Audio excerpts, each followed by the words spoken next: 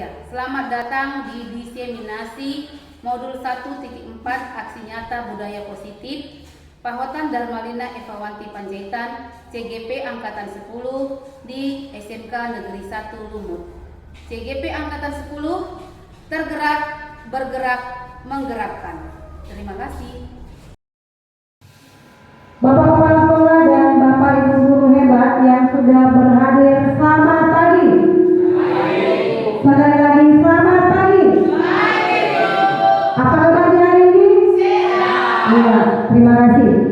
Selamat datang Bapak Kepala Sekolah dan selamat datang Bapak Ibu guru yang sudah berhadir dalam acara diseminasi budaya positif yang akan dipaparkan oleh Ibu Pahotan Darmalina Evawanti Panjaitan. Beliau merupakan guru matematika SMK Negeri 1 Lumut, Kabupaten Tapanuli Tengah, Provinsi Sumatera Utara.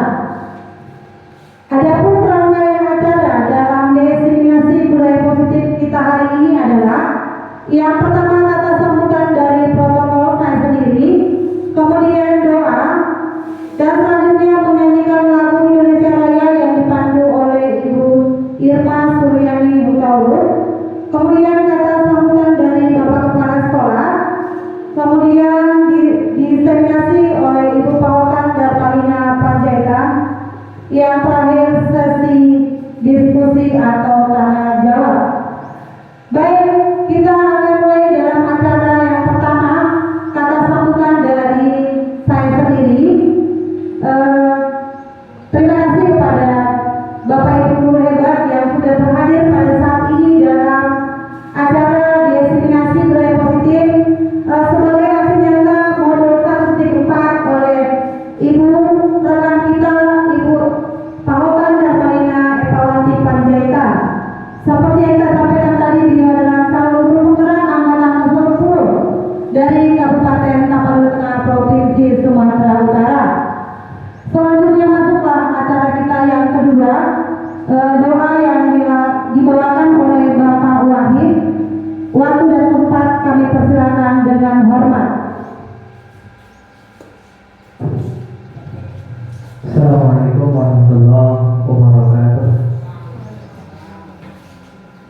Mari sama-sama kita berdoa menurut agama dan kepercayaan masing-masing. Izin Bapak Ibu, kami pandu dalam doa agama Islam.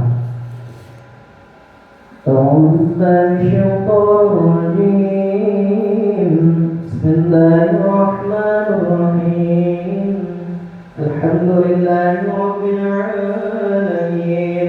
Wassalatu wassalamu ala asyrafil anbiya'i wal mursalin wa ala alihi wa sahbihi ajma'in. Allahumma shalli wa sallim ala sayyidina Muhammadin salatan tunjina biha min jami'il ahwali wal afat wa taqabbal biha min jami'il hajat wa tutahhiruna biha min jami'is sayyi'at wa tarfa'una biha indaka 'ala darajat wa tuballighuna biha qasabayati min jami'il khairati fil hayati wa ba'da al-mamat innaka sami'un qaribun mujibud da'wat. Amin ya Allah ya Rahman, amin ya mujibas sa'ilin.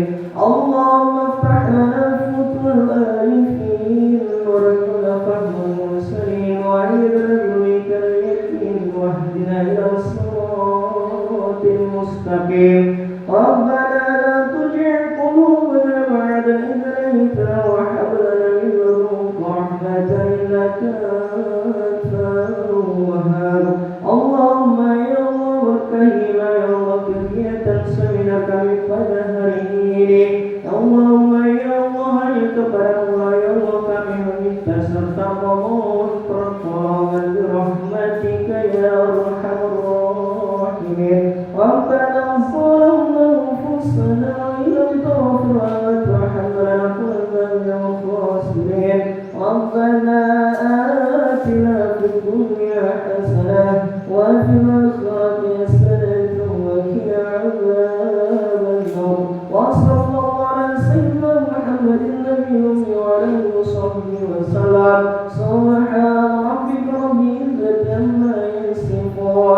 والسلام على المرسلين والحمد لله رب العالمين. Assalamualaikum warahmatullahi wabarakatuh.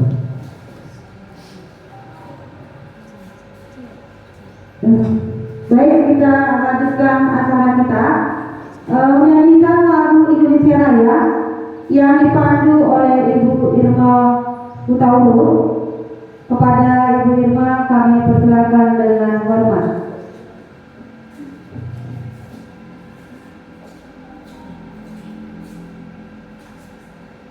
Hadirin persilakan untuk berdiri.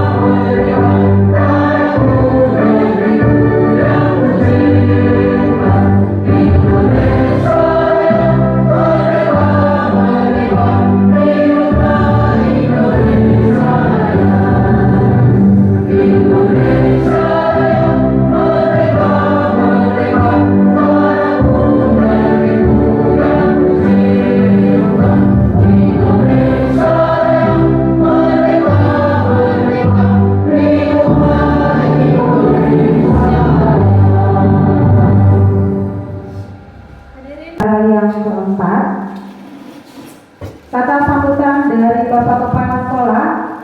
Waktu dan tempat kami persilakan dengan hormat. Assalamualaikum warahmatullahi wabarakatuh. Salam sejahtera dan bahagia bagi kita semuanya. Selamat pagi. Yang pertama dan utama, marilah kita panjatkan rasa syukur kita kepada Tuhan yang Maha Kuasa, yang mana pada kesempatan hari ini kita semuanya dapat bertemu, dapat menghadiri kegiatan seminasi praktek baik, yaitu budaya positif yang diselenggarakan oleh CGP atas nama Ibu Pahutan Bolu Panjaitan, calon guru penggerak angkatan ke-10 Kabupaten Tabur Tengah. Para Bapak dan Ibu, saya sebagai kepala sekolah merasa bangga di mana dalam setiap angkatan program guru penggerak, guru-guru di SMK Negeri 1 Lumut selalu semangat dan selalu mewarnai, selalu ada dalam setiap kesempatan dalam program guru penggerak. Yaitu yang pertama adalah pada angkatan keempat kita ada mewakili guru SMK 1 Lumut, yaitu CGB kita ada. Berikutnya ada pada angkatan ke-7 kita ada dua ya, ada dua yaitu Ibu Asma Panjaitan dan Ibu Leli. Berikutnya pada angkatan ke-9 itu kita ada 4 orang guru, yaitu Ibu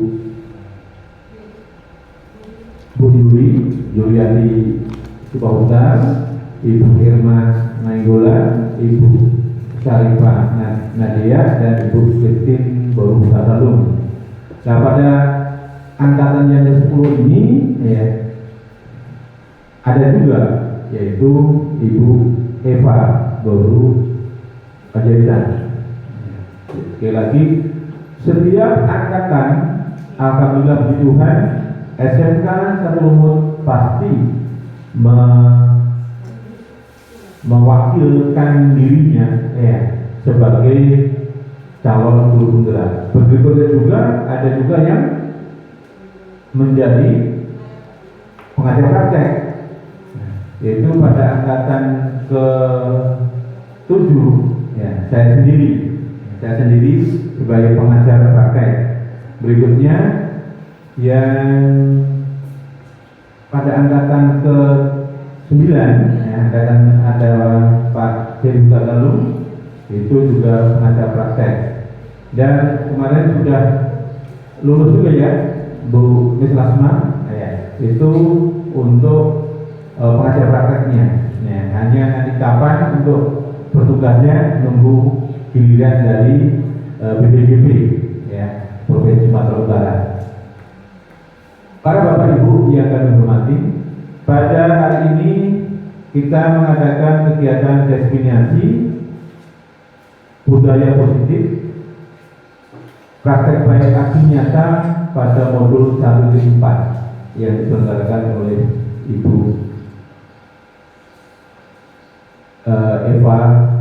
Eva Pahutan Boru Panjaitan ya, dengan pengajar prakteknya yaitu Ibu Krisdayani Sinada, sedangkan fasilnya adalah Bapak Tony Lia. Saya selaku kepala sekolah sekali lagi mengucapkan terima kasih pada Ibu Eva yang mana pada kesempatan ini ya, telah menyelenggarakan kegiatan seminari ini dengan harapan ilmu-ilmu yang didapat selama mengikuti kegiatan program guru penggerak ya, itu bisa diimbaskan kepada kawan-kawan yang lain, pada guru-guru yang lain, sehingga kawan-kawan semuanya bisa tergerak, bahkan nanti bisa menggerakkan satu sama lain, sehingga kita di SMK Negeri 1 Lumut ini terwujud ekosistem pendidikan yang kondusif untuk kemajuan pendidikan di SMK 1 Lumut, sehingga ya, para siswanya begitu gembira, begitu senang dalam pembelajaran, begitu juga dengan para gurunya.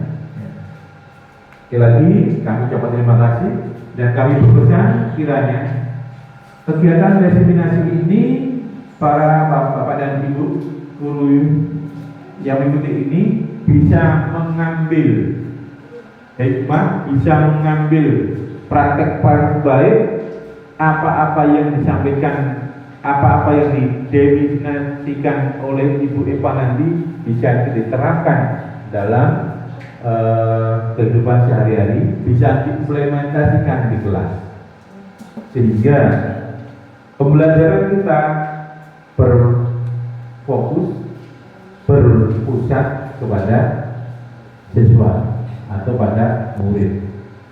Mungkin itu yang bisa saya sampaikan. Selamat kepada Bu Eva Boru Panjaitan dan pada para bapak ibu yang lain. Ya, terima kasih. Assalamualaikum warahmatullahi wabarakatuh. Baik, terima kasih kepada Bapak Kepala Sekolah. Semoga harapan Bapak Kepala Sekolah sama dengan harapan kita Bapak Ibu guru yang sudah berhadir di sini dan kepada Ibu Eva sebagai calon guru penggerak dapat mengibarkan praktek baik kepada guru-guru yang belum ikut ambil bagian dalam calon guru penggerak. Selanjutnya tiba saatnya kita waktu yang kita nantikan diseminasi oleh Ibu Pahotan dan Malina Panjaitan. Sebelumnya saya akan membacakan pantun dulu. Jalan-jalan ke Sibolga, jangan lupa singgah di lingkaran. Diseminasi sudah tiba, kepada Bu Eva kami persilahkan. Tepuk tangannya dong. Waktu dan tempat kami persilahkan kepada Bu Eva.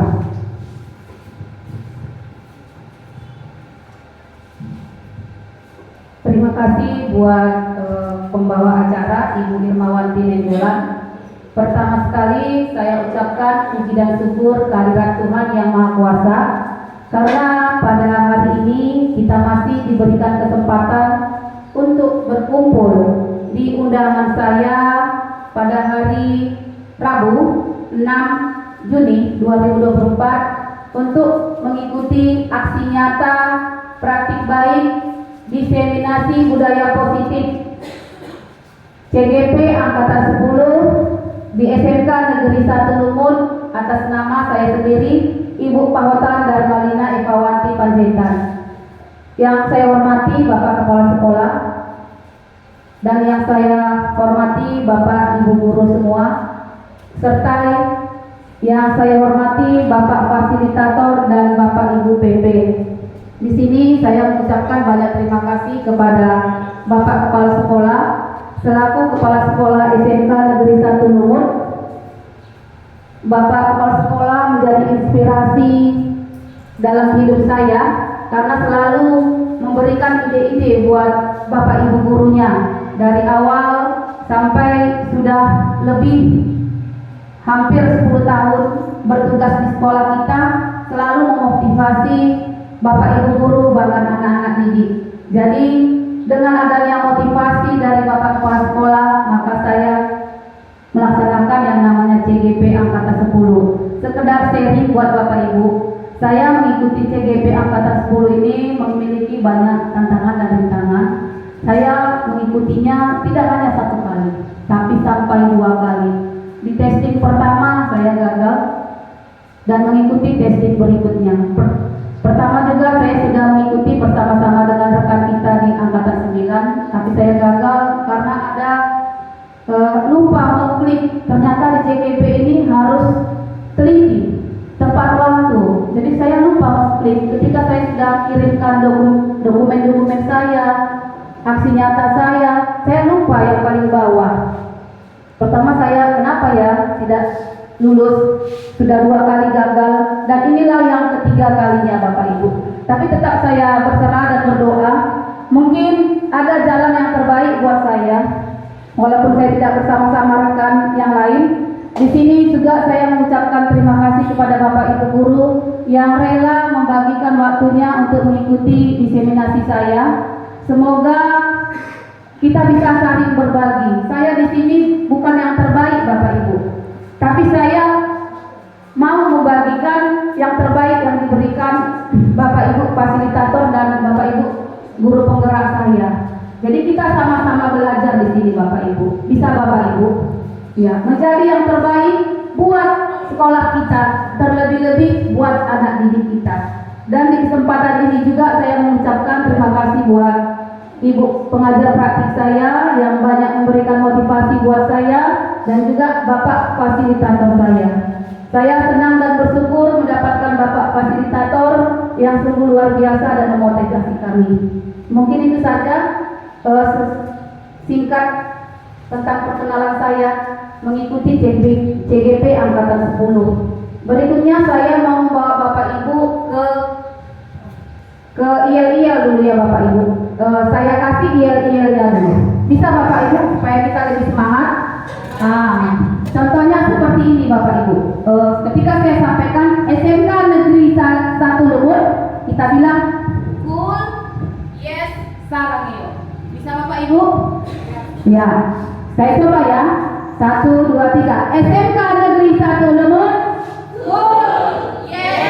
Sarangeo. Satu kali lagi. SMK Negeri 1 Lemut. Oke, tepuk tangan dulu buat kita. Ya. Itulah Sedikit ya Bapak Ibu yang bisa memotivasi kita. berikutnya saya akan mengasihkan ice breaking buat Bapak Ibu, menyebutkan nama-nama hewan yang Bapak Ibu ketahui biar kita tambah semangat lagi dengan peraturan menyebutkan nama hewan dengan diawali dari huruf terakhir. Ya, contohnya seperti ini ya. Saya mengatakan tikus, Pak Ruston mengatakan berarti huruf S. Cari, pikirkan apa nama hewan yang berakhiran S. Bisa Bapak Ibu? Kemudian menyampaikan nama teman yang mau ditunjuk. Misalnya Bu Edo. Nah, bisa? Bisa supaya konsentrasi? Oke, kita mulai ya. Saya menyebutkan tikus, Pak Ruston, silakan. Sapi. Siapa Pak yang ditunjuk? Temannya? Pak Renal, silakan Pak Renal. Sapi.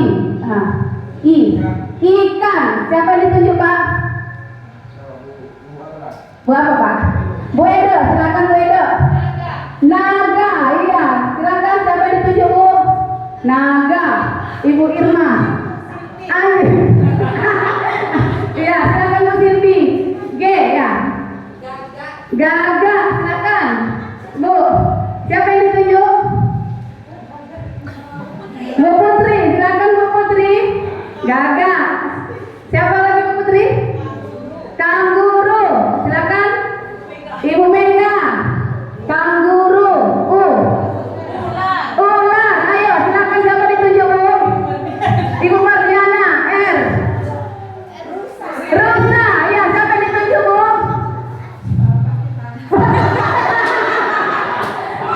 Rusa, ya Pak. Sudah tadi. Oke, tepuk tangan buat kita semua. Oke, berarti Bapak Ibu semangat ya mengikuti acara diseminasi saya. Terbukti dari kita masih tetap berkonsentrasi di sini. Ya, terima kasih buat Bapak Ibu. Yang berikutnya saya mau memperkenalkan ini dia Bapak Ibu. Ya, bentar ya Bapak Ibu. Nah, ini dia. Tahukah kamu apa itu budaya? Budaya apa sajakah yang ada di daerah Bapak Ibu? Saya mau mempraktikkan budaya positif. Budaya positif itu berasal dari kata budaya dan positif. Berarti kita harus tahu apa itu budaya. Ada yang tahu Bapak Ibu apa itu budaya? Budaya. Silakan.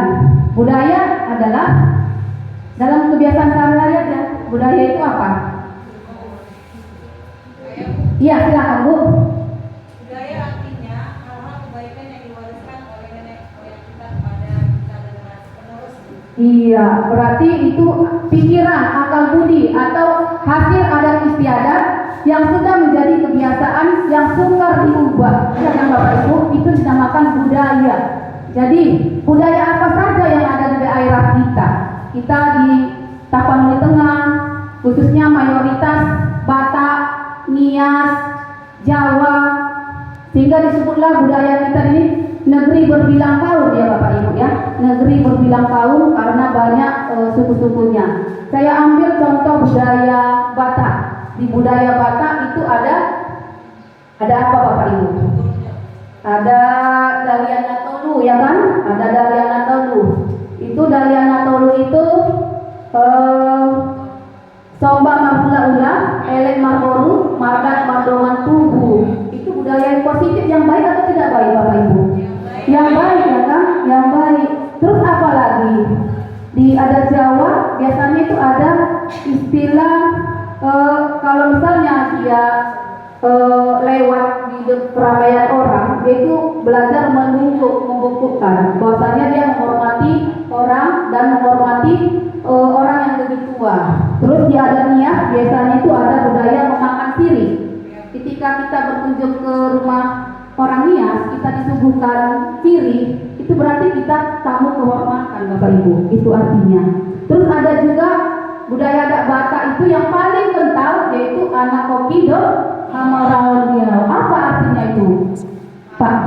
Pak Ruston, apa artinya Pak? Tahu Pak kan apa artinya anak kokido hamaraon diau? Iya.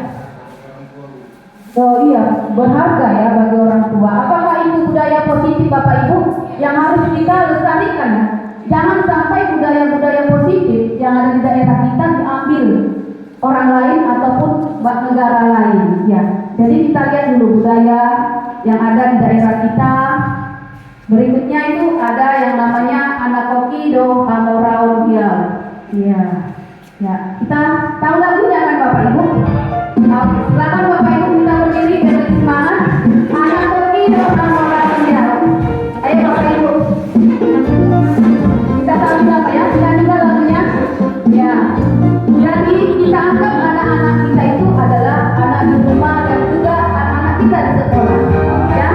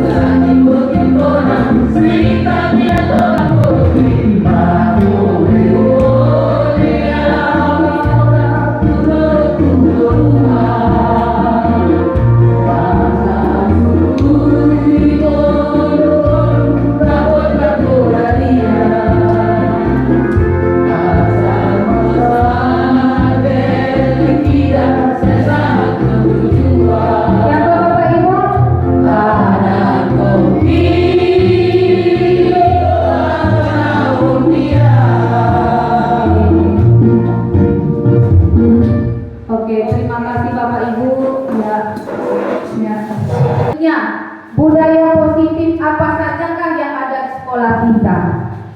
Budaya tadi kan kita sudah mengenal kebiasaan yang dilakukan berulang-ulang sehingga menjadi kebiasaan atau habit, itu disebut budaya. Jadi budaya positif apa saja yang ada di sekolah kita Bapak Ibu? Apakah ada budaya positifnya? Ada ya? Contohnya 3S, ada di sini ya 3S.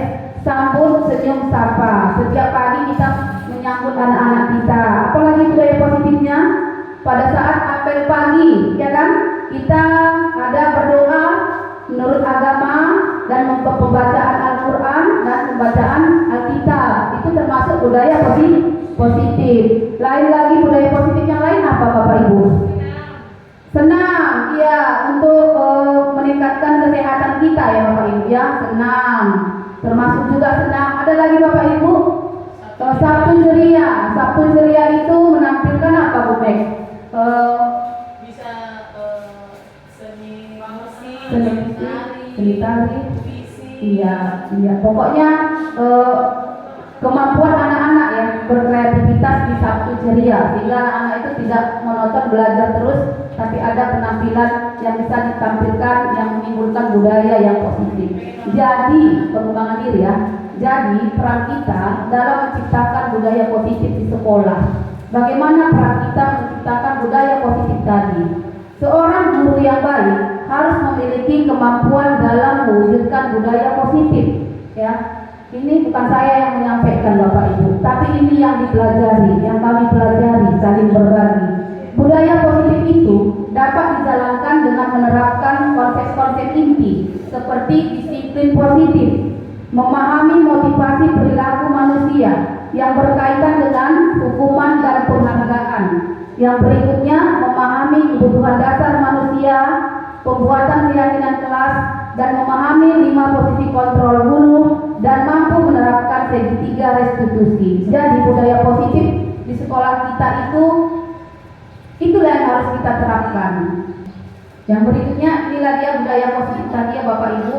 Ketika kita bisa menerapkan disiplin, motivasi dalam diri anak-anak kita bisa memahami apa itu hukuman, apa itu penghargaan, apa itu restitusi teorinya. Terus kita bisa memahami 5 kebutuhan dasar manusia, 5 posisi kontrol guru, dan menerapkan segitiga restitusi dalam penyelesaian masalah. Ketika kita sudah mampu menerapkan keenam ini, terciptalah yang namanya budaya positif. Ya, sekarang saya mau berbagi ilmu juga. Di sini saya ada kertas. Jadi di sini Bapak Ibu kepada anak-anak kami tolong dibagikan anak-anak. Silakan Bapak Ibu di secari kertas ini tuliskan benda atau sesuatu yang berharga yang ada di dalam pikiran Bapak Ibu. Nanti kemudian Bapak Ibu akan menempelkan benda apa saja yang berharga tadi. Tapi dipegang dulu ya. Kita pegang dulu, tuliskan. Saya kasih waktu ya Bapak Ibu. Apa yang jadi berharga di situ? Silakan Bapak Ibu tuliskan di situ. Sesuatu yang berharga dalam kertas tadi. Ya Bapak Ibu. Terserah, boleh yang berharga itu anak, yang berharga itu siswa-siswa, yang berharga itu harta saya, yang benda, ya boleh benda hidup, boleh benda mati, terserah. Pikirkan, itu yang akan Bapak Ibu pegang nanti, kertas itu Bapak Ibu genggam. Nanti saya akan mencoba meminta benda berharga yang Bapak Ibu genggam tadi, ya. Satu saja, ya. Oke, sudah selesai. Silakan Miss Lasma dan Ibu Irma. Bisa Bu? Sudah dapat kertasnya? Sekarang Miss Lasma akan merayu Ibu Irma. Bagaimana cara Miss Lasma untuk mendapatkan sesuatu yang berharga yang ada di tangan Ibu Irma? Silakan Bu. Saya kasih contoh ya. Bisa dengan rayuan, bisa dengan pujian, bisa dengan paksaan. Yang penting sesuatu yang berharga dari Ibu Irma itu bisa. Ya, udah Bu, dari genggam Bu. Ya, saya Bapak Ibu, saya akan mencoba merayu. Permisi Pak Wahid. Saya akan coba merayu Ibu Irma. Bagaimana caranya supaya saya bisa mengintip, melirik yang di tangan Ibu Irma sebagai sesuatu yang berharga. Oke, Bu Irma sehat? Sehat. Luar biasa sehat. Oke, tadi kita sudah disuruh menuliskan sesuatu yang berharga dan saya sangat penasaran. Jangan sampai saya Bu gara-gara ini nggak jadi saya menikah. Jadi Ibu Irma bisa saya lihat apa yang Ibu tuliskan. Jika seandainya ini adalah yang membuat Ibu Lasma, gimana tadi katanya ya? Sudah dari menikah, saya tidak akan kasih, karena ini berharga bagi saya, kan? Itu dia, tidak boleh. Mohon maaf, saya tidak akan buka apa yang saya pejukan ini, Bu Lasma. Iya, berarti rayuan saya tingkat atas langsung terpental ya Bu. Iya. Oke, rayuan saya yang kedua. Ibu Irma, Ya, saya melihat Ibu Irma ini walaupun sudah memiliki anak besar-besar, iya. tapi Ibu Irma tetap saja memiliki body goal yang aduhai. Oh iya. Iya. Apa maksudnya ini ya? Iya, jadi Ibu Irma itu sosok yang sangat cantik. Termasuk saya lihat yang paling cantik di SMK Negeri 1 Lumur. Wow, mantap tangan dulu. Iya, jadi Ibu Irma, boleh tidak saya mengintip yang di tangan Ibu Irma? Tetap saya tidak menginginkan Ibu melihat apa yang saya pegang ini, Bu. Aduh, saya sudah pakai kekuatan yang pertama nggak bisa, kekuatan yang kedua nggak bisa, ini dia kekuatan yang ketiga. Halo Ibu Irma. Iya, kenapa Bu? Ibu Irma orang mana? Saya orang Sibolga, kenapa Bu? Lewat mana Ibu nanti? Saya biasanya lewat rumah Ibu.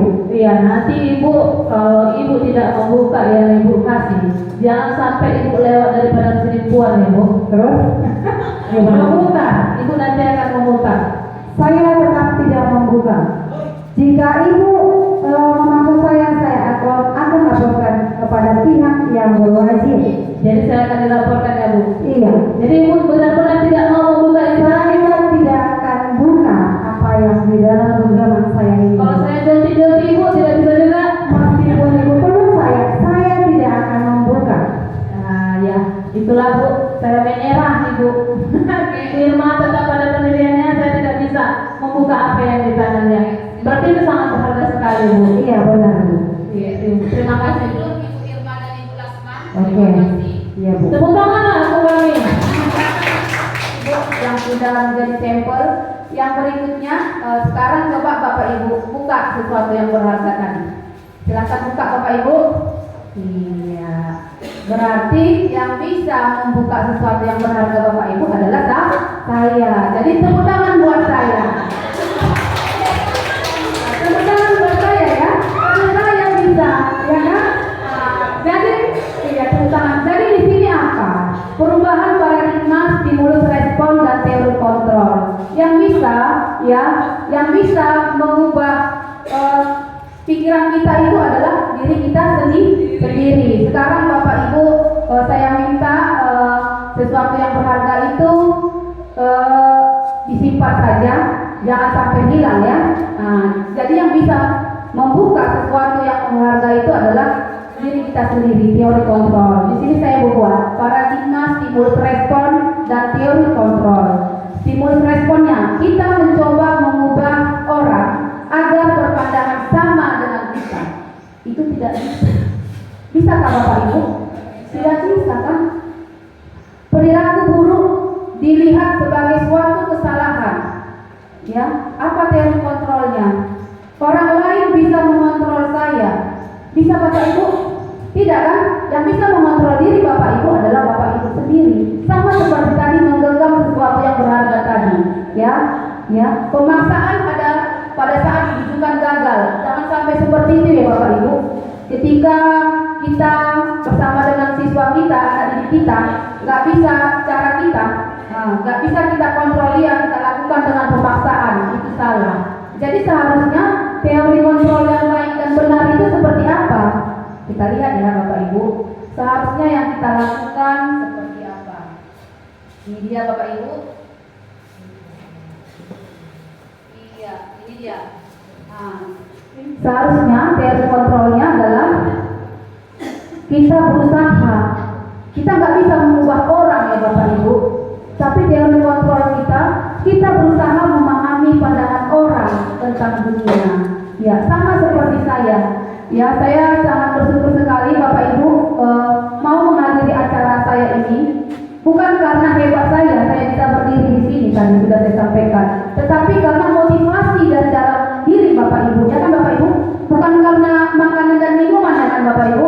Atau bukan karena ada Bapak Kepala Sekolah, tapi lebih untuk menerapkan yang namanya budaya positif. Itu yang utama. Itulah yang akan kita praktekkan kepada anak didik kita. Ya, orang lain bisa mengontrol saya.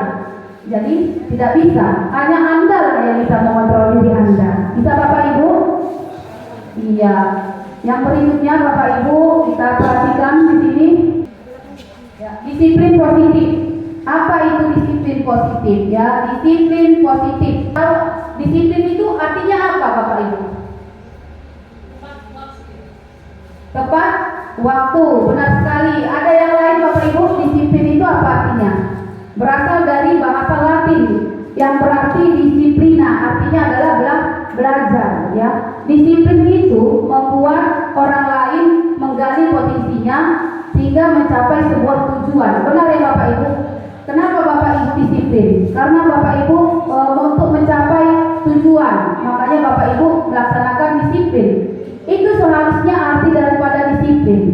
Namun disiplin ini kemudian menjadi makna yang konotasi, ya. Pada umumnya disiplin ini tujuannya adalah belajar, membuat orang mencatatkan suatu tujuan yang mulia. Disiplin berasal dari motivasi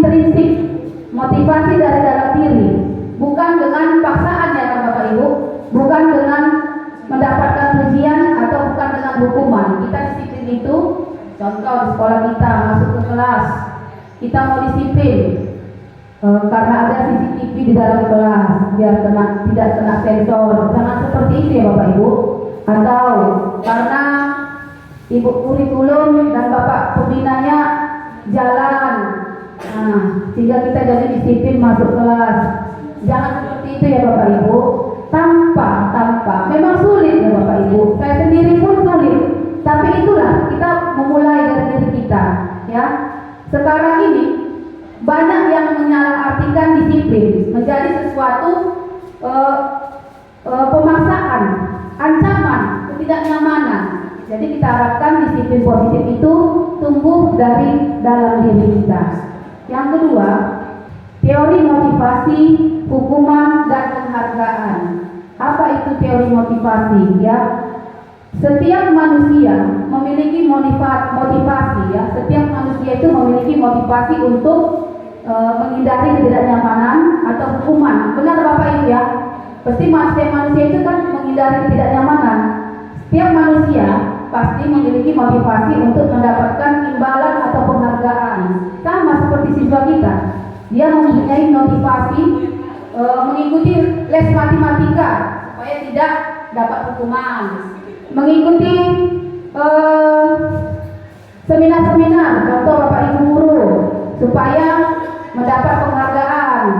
Terus itu salah ya teori motivasinya. Pada awalnya itu salah.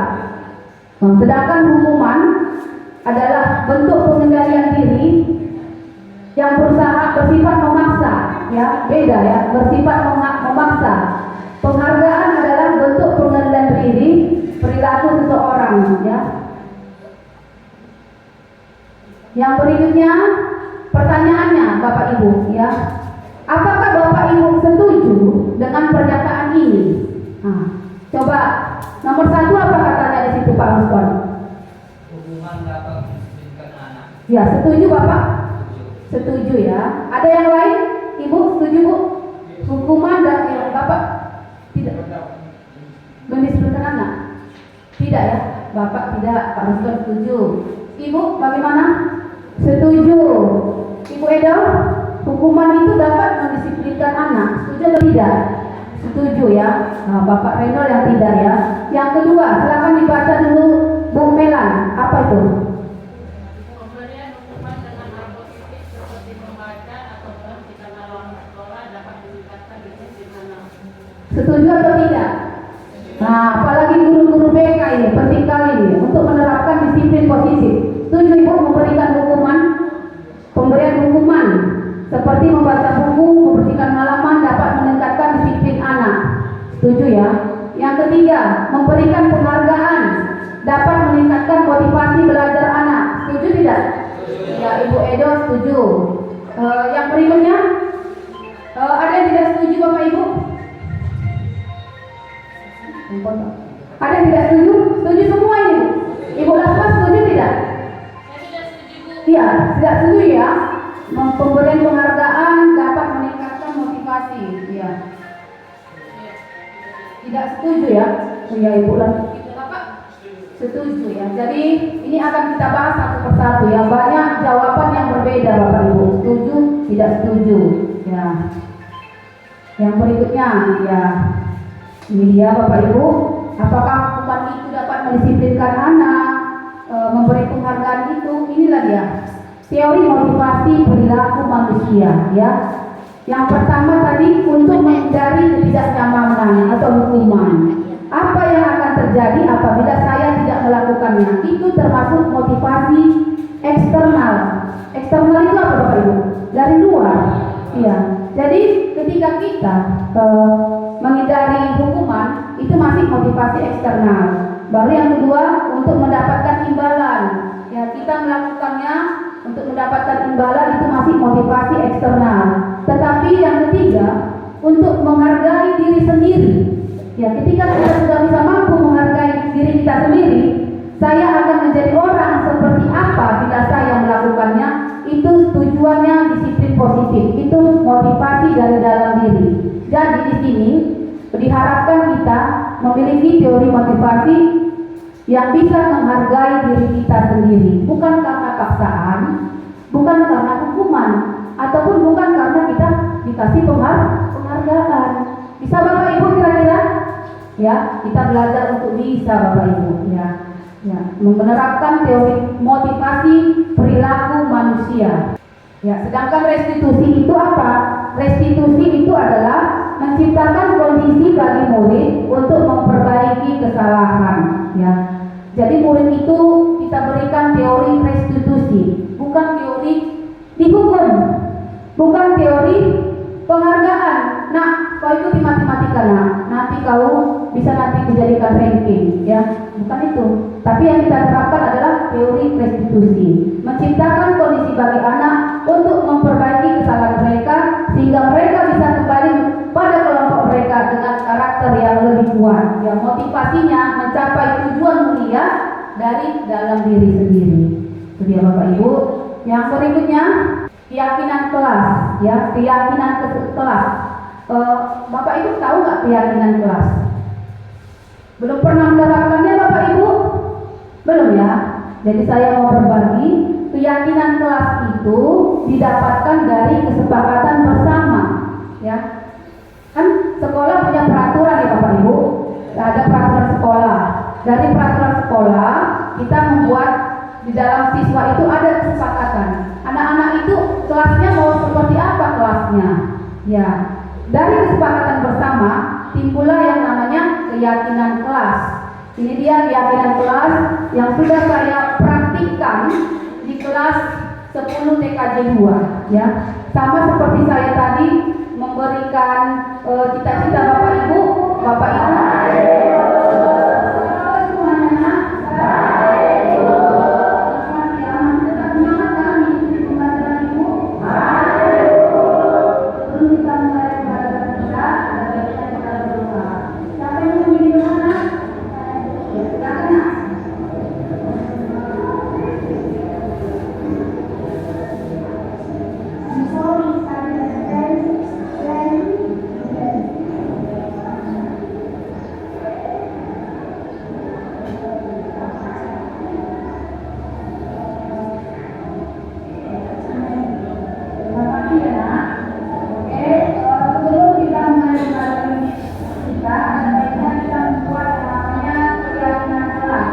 Keyakinan kelas ini disusun dari peraturan sekolah.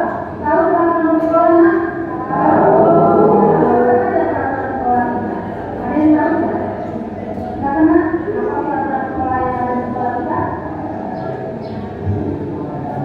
Dalam sekolah, yang kedua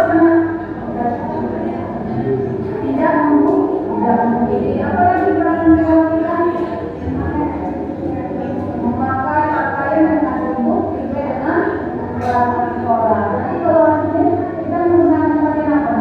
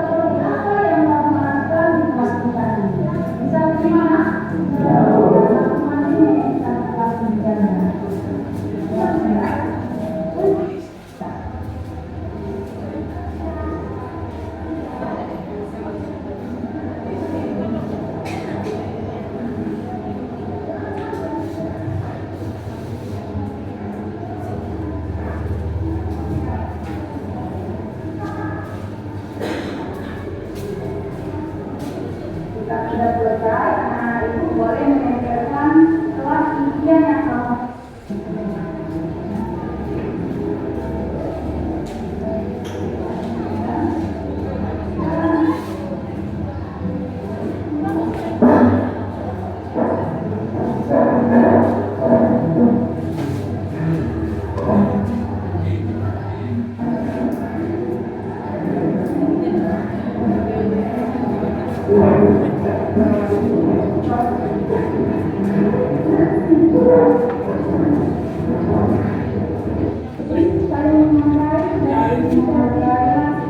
saling menghargai khususnya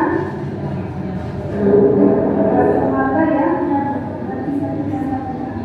ya kita buat lagi kalau berikutnya karena menghargai orang lain dan diri sendiri tidak menghargai orang menghargai maksud ini ya pertama ya di situ ada saling menghargai Bapak Ibu. Kelas impiannya ada saling menghargai, bersih dan sejuk. Ada dia kelas impiannya bersih dan sejuk.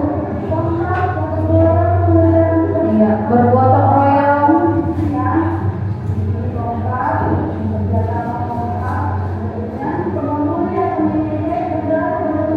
No bully. Ada juga kelas impiannya dia tidak ingin ada bully. Ya, itu termasuk nilai-nilai bagaimana itu no bully itu. Berarti dia berbineka ya, tidak boleh bully di sekolah.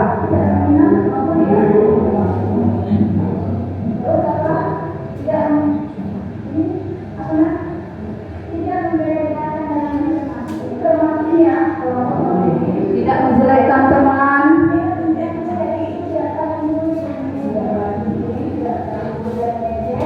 Ya, kelas impiannya tidak mengejek.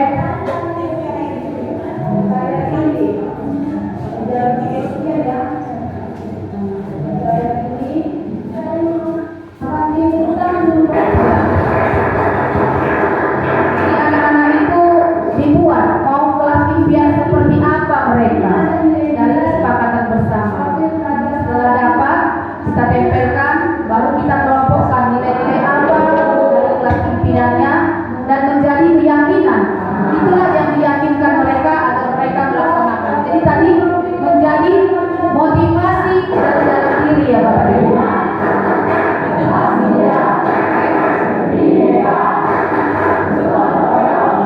Sehingga terbentuklah keyakinan yang menerapkan nilai-nilai positif, yaitu beriman, berakhlak mulia, berbineka, bergotong royong, mandiri, bernalar kritis, kreatif. Itulah nilai-nilai profil pelajar Pancasila.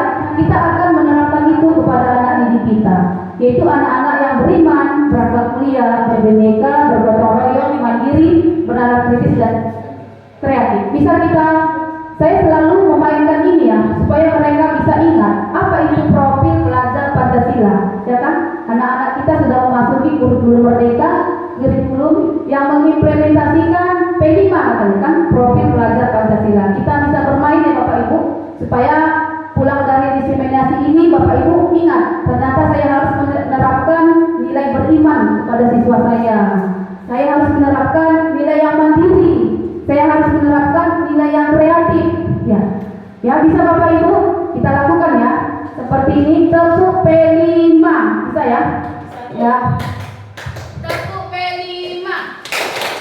Beriman, berakhlak mulia, berbineka, bergotong royong, mandiri, bernalar kritis, kreatif. Tangan dulu buat kita semua. Ya. Sekarang saya mau tanya, Bapak Ibu sudah menerapkan nilai-nilai P5 itu tidak? Sudah ya. Nilai mana yang sudah Bapak Ibu terapkan? Ya. Adakah yang sudah ke-6-6-nya? Beriman, berakhlak mulia, ini 1, 2, berbineka, 3, bergotong royong, 4, mandiri, 5, bernalar kritis, 6, kreatif. Sudah semua? Ya.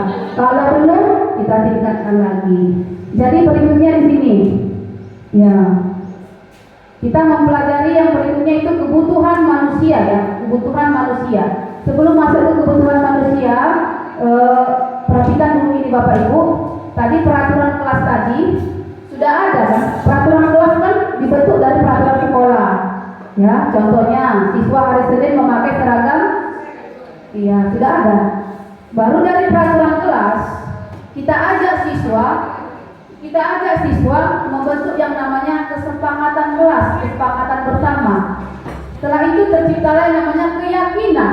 Keyakinan itu kalau sudah yakin berarti dari dalam diri sendiri. Setelah terciptanya keyakinan kelas, terbentuklah namanya lingkungan yang positif. Setelah terbentuk lingkungan positif di sekolah kita, itu akan lama-kelamaan akan menjadi yang namanya budaya yang positif. Sekarang saya mau lihat dulu Bapak Ibu. Ini hukuman atau konsekuensi? Itu pertanyaan saya. Coba ya, masih semangat kan Bapak Ibu? Iya, coba mencatat 100 kali. Nah, itu hukuman atau konsekuensi? Hukuman ya? Ya, hukuman. Kita harus hindari hukuman. Tadi kita sudah belajar merestitusi, ya. Yang kedua, lari mengelilingi lapangan basket. Apa Bapak Ibu? Lari mengelilingi lapangan basket 2 kali karena terlambat hadir. Ya, ada bilang konsekuensi, ada bilang hukuman. Kita tengok. Murid diminta push up karena tidak menggunakan masker. Menggantikan kertas tugas teman yang dicoret-coret. Konsekuensi, ya kan? Kalau coret buku konsekuensinya kau gantilah. Membersihkan tumpuan air di meja karena tersenggol pada saat belajar. Konsekuensi. Ya, kita lihat ya, berarti Bapak Ibu sudah memahami apa itu teori hukuman, apa itu teori konsekuensi ya. Ini dia Bapak Ibu teorinya, jawaban Bapak Ibu ya ada di sini ya. Ya. Sudah benar kan ya Bapak Ibu sampaikan ya. Ya, ini dia Bapak Ibu. Ini dia. Hukuman atau konsekuensi. Ini dia ya. Sudah Bapak Ibu mencatat 100 kali tadi hukuman, mengelilingi lapangan basket hukuman, murid push up karena tidak menggunakan masker hukuman, benar tadi ya. Menggantikan kertas tugas teman karena dicoret-coret konsekuensi, membersihkan tumpuan air konsekuensi. Ya, sudah benar Bapak Ibu. Yang berikutnya yang harus kita terapkan sehingga menjadi budaya yang positif yaitu kebutuhan dasar manusia. Kita harus paham tentang kebutuhan dasar manusia. Ada 5 kebutuhan dasar manusia Bapak Ibu. Ada kebutuhan apa itu Bapak Ibu? Bertahan hidup. Ya, ada kebutuhan kasih sayang dan rasa diterima. Yang ketiga apa Bapak Ibu? Kebutuhan kebebasan. Yang keempat kesenangan. Yang kelima penguasaan. Jadi anak-anak ini ketika anak-anak tidak turun sama Bapak Ibu jangan marah dulu. Kita harus paham dulu tadi kebutuhan dasarnya. Apakah dia kekurangan kasih sayang di rumahnya sehingga dia ribut di kelas, usil bersama teman-temannya. Ya, itu dia. Contoh, misalnya siswa kita ngantuk-ngantuk di kelas, kita harus paham dulu kebutuhan dasar dia. Misalnya, bisa saja kan kenapa dia ngantuk? Karena dia bekerja tadi malam, atau dia karena bermain game, ya berarti tidak menggunakan waktu dengan baik. Ya, ini dia kebutuhan dasar manusia. Dia ingin bebas, kebutuhan kebebasan, sehingga dia bermain game sampai lama sekali. Itu kebutuhannya, ya. Ini dia Bapak Ibu kebutuhan dasar manusia tadi. Ada berapa Bapak Ibu? Ada nih 5. Ya, ini dia gambarnya ya. Pertama kebutuhan kasih sayang ya Bapak Ibu. Kalau kasih sayang itu yang ada gambar lok-loknya ya. Kasih sayang, penguasaan ini.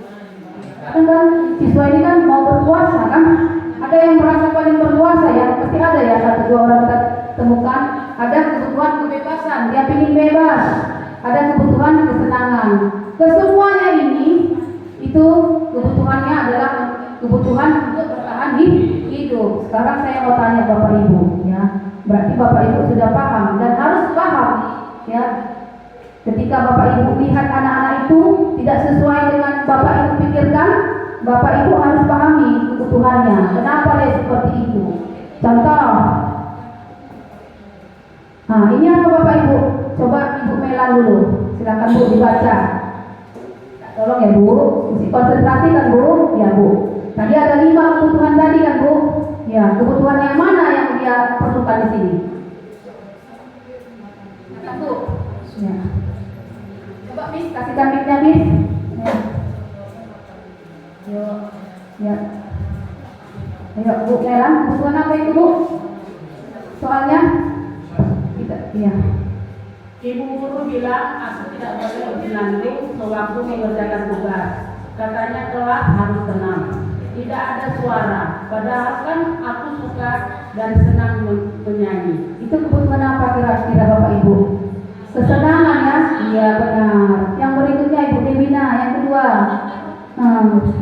Nggak nampak ya? Yang ya silakan Bu, ambil mic-nya Bu. Ya.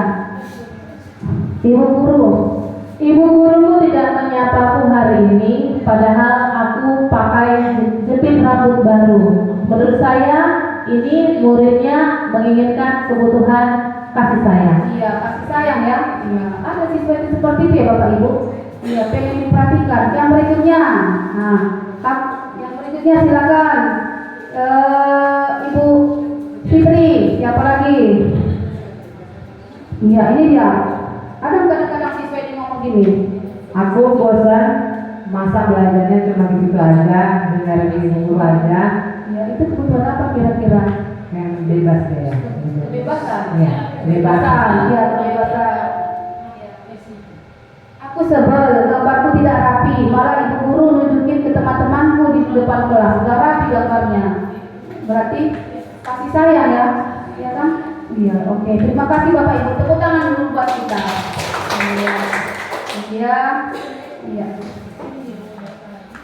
Yang berikutnya kita akan memahami 5 posisi kontrol guru, ya.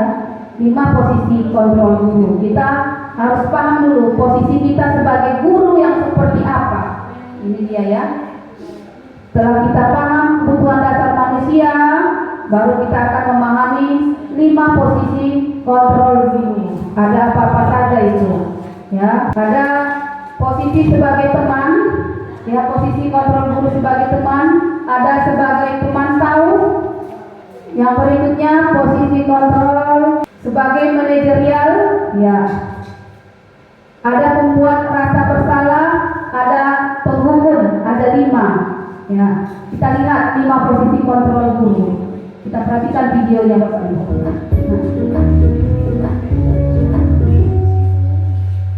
Salam bahagia Ibu dan Bapak Guru hebat.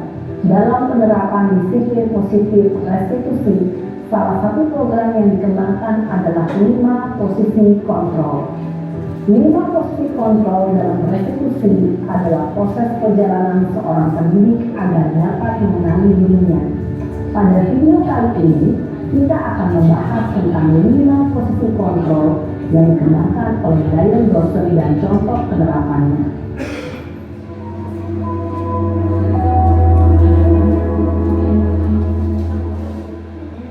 5 posisi kontrol itu adalah 1.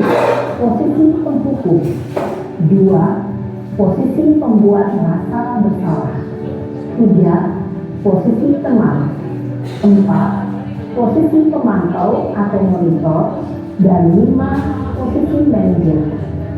Untuk lebih memahami kelima posisi tersebut, mari kita saksikan kasus Narel yang terlambat hadir 20 menit di sekolah dan melihat bagaimana kelima posisi kontrol dalam menghadapi masalah tersebut.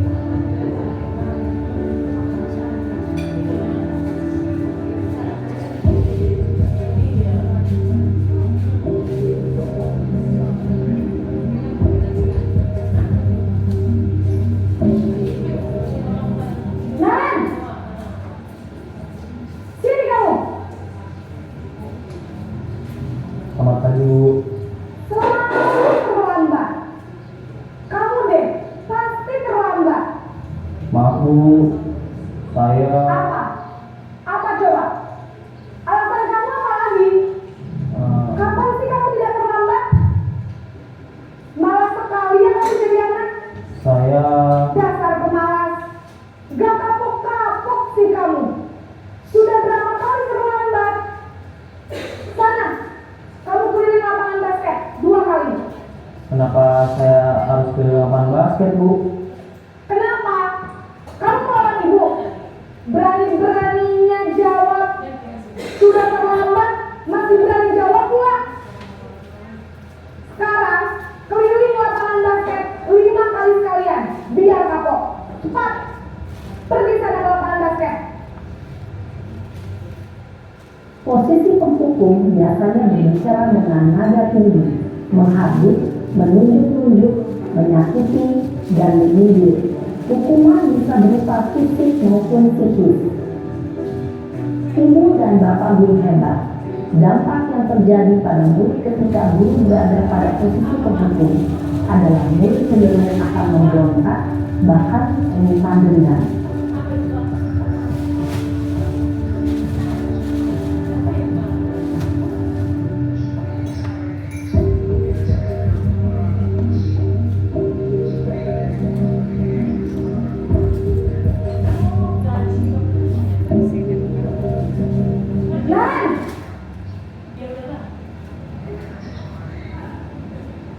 Kenapa, Ibu? Naren, kamu kenapa terlambat lagi, nak?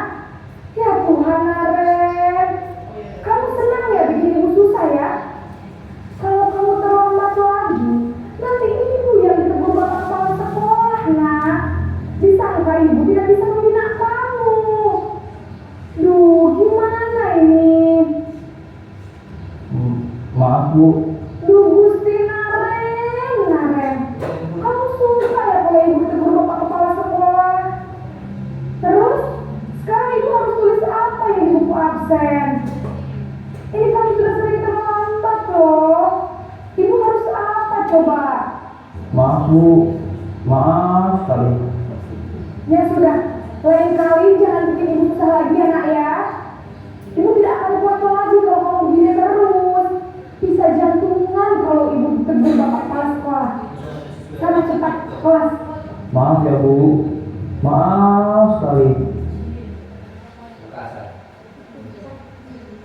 Posisi pembuat rasa bersalah berbicara dengan nada tenang, cenderung lembut.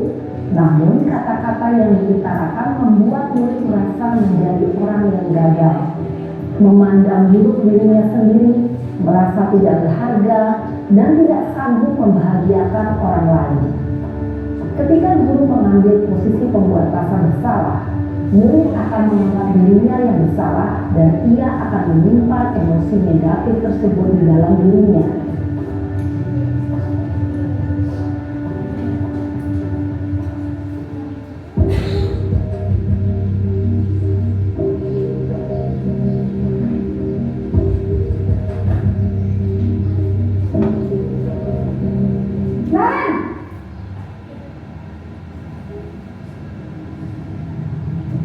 Kenapa, Ibu? Wah, sudah jam berapa ini, nak? Terlambat lagi ya, sayang. Iya, Bu. Habis ibu saya lupa bangunkan saya, Bu. Kamu malah menyalahkan ibu kamu. Kamu bukannya anak yang lari paling kencang. Kok terlambat sih? Iya, Bu. Saya memang terlambat bangun tadi. Jadi biarpun saya lari kencang, tetap gak kekejar, Bu. Ya sudah sana. Nanti lain kali larinya lebih kencang lagi ya. Biar gak terlambat lagi. Bikin seneng ibu. Demi ibu. Bisa kan? Bisa lah, Bu. Ya sudah sana masuk kelas. Ibu beresin urusan absen kamu. Kamu ini ada-ada saja. Dalam posisi teman, guru berbicara dengan nada suara ramah, akrab, cenderung bersenda gurau untuk menjaga suasana tetap santai. Murid akan merasa senang, aman, dan akrab dengan guru. Identitas yang tercipta adalah identitas sukses atau berhasil.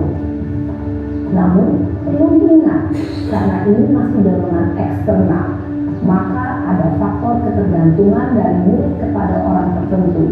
Di sini, guru aksennya, sehingga di lain waktu, murid bisa berperilaku baik, namun hanya kepada orang-orang tertentu saja.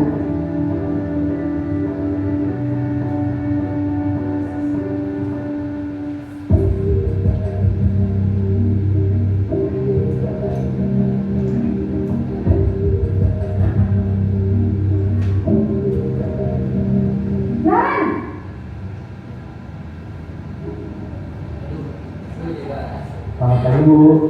Naren, apa peraturan sekolah kita tentang jam berapa kita harus masuk sekolah, nak? Kita harus di sekolah jam 7 Bu. Iya betul, sekarang sudah jam 7.20. Naren sudah tahu konsekuensinya jika terlambat hadir. Paham Bu, saya harus tinggal kelas pas jam istirahat selama 20 menit. Iya benar, konsekuensinya demikian. Jadi nanti jam 9.30 pas istirahat, kamu harus tinggal di kelas, kerjakan tugas tambahan untuk ketertinggalan kamu, ya? Baik Bu. Posisi pemantau mengandalkan penghitungan atau data untuk mengontrol murid. Guru mengarahkan murid berdasarkan peraturan dan konsekuensi. Seorang pemantau menunjukkan bahasa tubuh dan ekspresi wajah yang datar dan cenderung formal.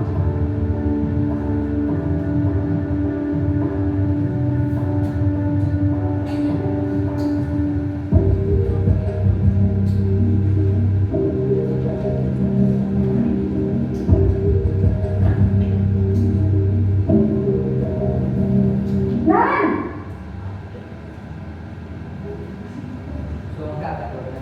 Selamat pagi Bu. selamat pagi Naren. Maaf Bu, saya terlambat. Iya, sekolah masuknya jam 7, sekarang sudah jam 7.20. Jadi sekarang bagaimana ini Naren? Maaf Bu, saya lupa setel alarm saya semalam. Baiklah, menurut kamu, keyakinan sekolah yang mana yang perlu kamu tingkatkan? Menghargai diri sendiri dan orang lain mungkin ya Bu. Setuju. Jadi, apakah Naren meyakini prinsip saling menghormati tersebut? Iya Bu, saya meyakininya. Apakah Naren bersedia memperbaiki masalah keterlambatan ini? Bersedia Bu. Bagaimana kamu akan perbaiki masalah keterlambatan ini? Saya akan coba untuk tidak lupa menyetel alarm saya Bu. Baik, kalau Naren lupa menyetel alarm di rumah, ada orang yang kira-kira bisa bantu mengingatkan tidak? Ada Bu, kakak saya, Kak Emma. Ada lagi selain Kak Emma? Selain Kak Emma, ada ibu saya. Baik, jadi yang mengingatkan Naren adalah Kak Emma dan ibu kamu ya? Kira-kira akan mulai set alarm kapan nih Naren? Setelah pulang sekolah, akan segera saya lakukan. Baik, jadi Naren akan setel alarm untuk bangun besok pagi dan akan diingatkan oleh kakak dan ibunda Naren ya. Ada lagi yang mungkin perlu dilakukan Naren agar tidak terlambat bangun lagi. Tidak ada Bu. Baik Naren, terima kasih untuk kerjasama kamu. Sekarang kamu perlu kembali ke kelas untuk belajar. Baik Bu, terima kasih. Oke, Bapak Ibu, manajer adalah posisi kontrol yang disarankan untuk membimbing murid memiliki sikap disiplin yang positif, yaitu murid yang mandiri, bertanggung jawab, dan dapat memecahkan masalah. Tujuan dari posisi ini adalah agar murid dapat berefleksi atas tindakannya. Guru akan dengan tulus memberikan pertanyaan-pertanyaan bermakna, sehingga membuat murid dapat belajar dari kesalahannya dan mencari sebuah solusi untuk menyelesaikannya.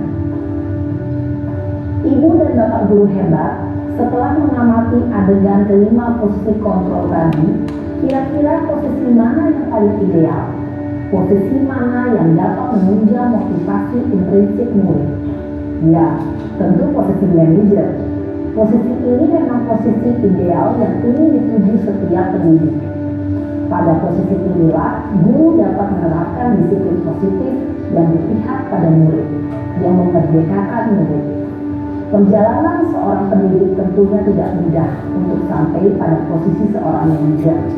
Namun, tujuan kita pasti, yaitu menciptakan murid-murid yang mandiri, merdeka, dan bertanggung jawab.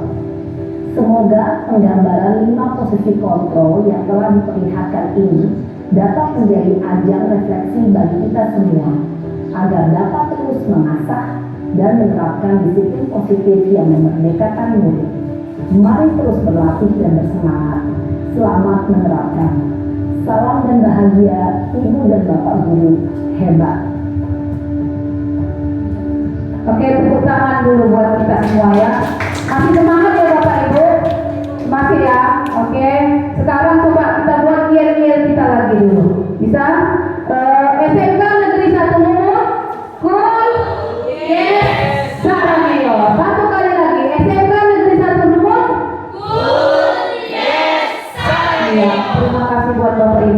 Jadi di situ ada yang namanya 5 posisi kontrol pada guru. Itu ada yang pertama penghukum, yang kedua pembuat rasa bersalah. Itu menciptakan identitas gagal. Jadi jangan lagi kita lakukan ya, karena menciptakan identitas gagal. Yang ketiga yaitu apa? Posisi teman. Yang keempat pemantau ya, teman ini pemantau. Yang kelima adalah manajerial. Ini menciptakan identitas sukses atau berhasil. Hanya saja yang ketiga dan keempat itu belum dari motivasi intrinsiknya, belum dari motivasi dari dalam dirinya. Posisi teman dan pemantau itu dia karena dia enak sama gurunya. Aku bestie sama ibu matematika Bu Irma. Jadi dia contoh siswanya kan, karena posisi teman dia, makanya dia semangat mengikuti pembelajarannya. Nah, yang kedua posisi pemantau ya, saya sepertinya sering posisi pemantau ini melihat ada namanya buku dosa. Nah, masih saya terapkan itu buku dosa. Kamu hadir berapa kali? Tugasmu masih seperti itu. Ternyata salah ya Bapak Ibu. Yang diminta di sini posisi apa Bapak Ibu? Manajerial ya. Itu dia posisi manajerial. Yang keenam, segitiga restitusi ya. Jadi dalam mengatasi masalah siswa, kita melakukan yang namanya tahapan segitiga restitusi. Yang pertama itu menstabilkan identitas, yang kedua validasi tindakan yang salah, yang ketiga menanyakan keyakinan.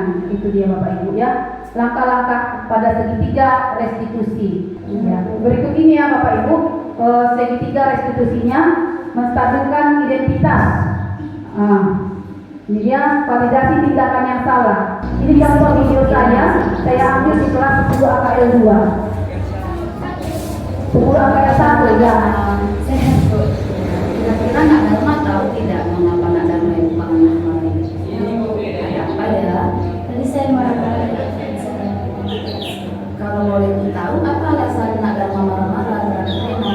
Saya kesal dengan Rena Bu. Dia Jadi di sini ada orang siswa, dia lagi berantem kepada temannya karena temannya selalu saja mencolek satu tugasnya.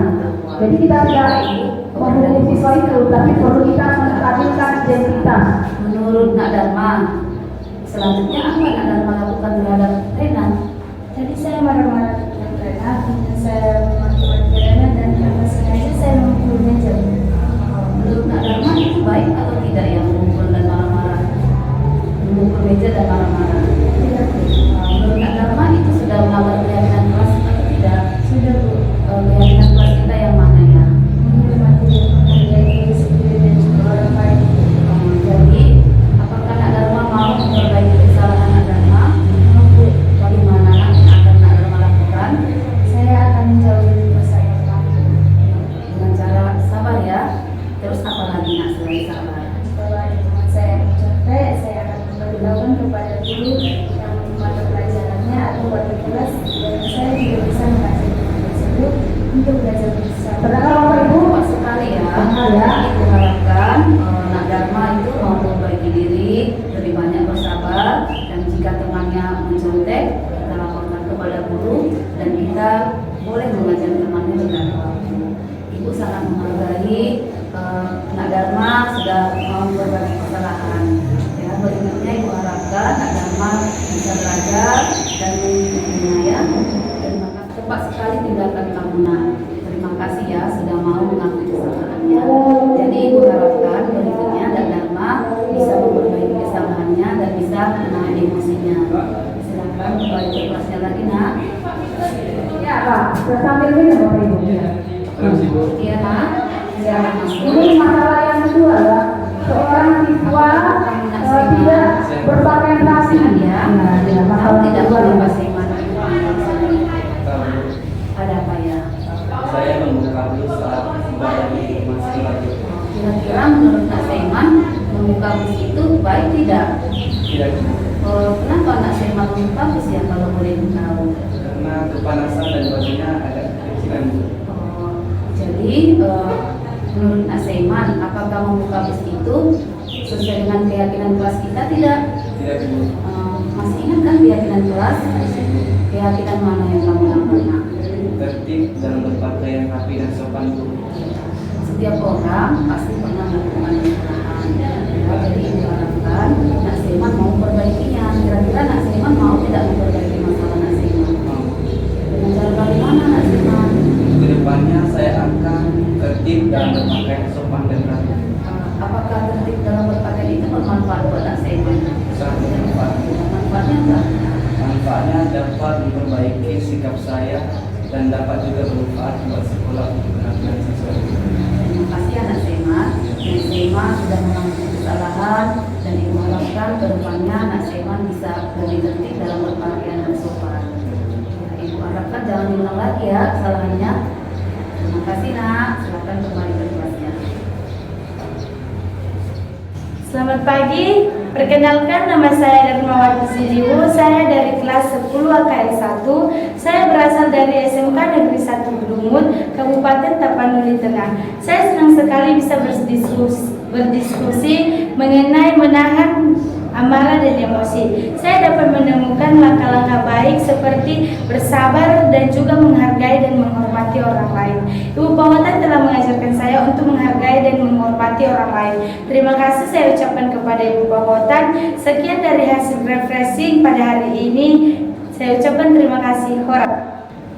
Selamat pagi, salam sejahtera bagi kita semua. Perkenalkan, nama saya Seiman Nawi. Saya berasal dari kelas 10 AKL 1. Saya berasal dari SMK Negeri 1 Lumut, Kabupaten Tapanuli Tengah. Setelah saya berdiskusi kepada Ibu Pawotan, saya mendapatkan beberapa manfaat dan saya menyadari kesalahan yang telah saya perbuat. Saya berterima kasih kepada Ibu Pawotan yang telah menyadarkan saya bahwasanya pentingnya berpakaian rapi dan sopan. Untuk kedepannya, saya akan berjanji untuk selalu menempati keyakinan kelas kami, yaitu supaya berpakaian rapi dan sopan ketika berada di lingkungan sekolah. Mungkin sekian refleksi saya pada hari ini. Terima kasih. Ya. Ini ya Bapak Ibu, berdasarkan 5 posisi kontrol, posisi mana yang paling sering Bapak Ibu pakai? Ada yang mau menjawab Bapak Ibu? Silakan Miss Lasma. Ya. Bagaimana perasaan Bapak Ibu?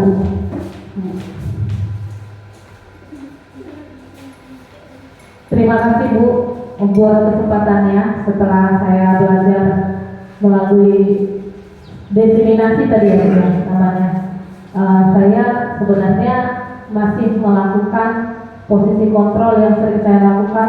Jujur ya Bu, ya, kita jujur ya, semua mau memperbaiki diri di sini. Iya Bu, saya pernah melakukan posisi kontrol menghukum. Ya, karena seringkali ketika kita mengajar di kelas itu sebelum saya memahami tentang ternyata guru itu sebaiknya jangan berada di posisi kontrol sebagai penghukum. Saya seringkali menghukum murid, misalnya ada murid yang terlambat, saya menghukum, menyuruh murid, memang tidak berat-berat Bu, menyapu teras atau saya menyuruh dia berdiri di depan kelas. Tapi ternyata setelah saya melihat video ini, posisi kontrol yang saya pakai itu ternyata tidak baik Bu.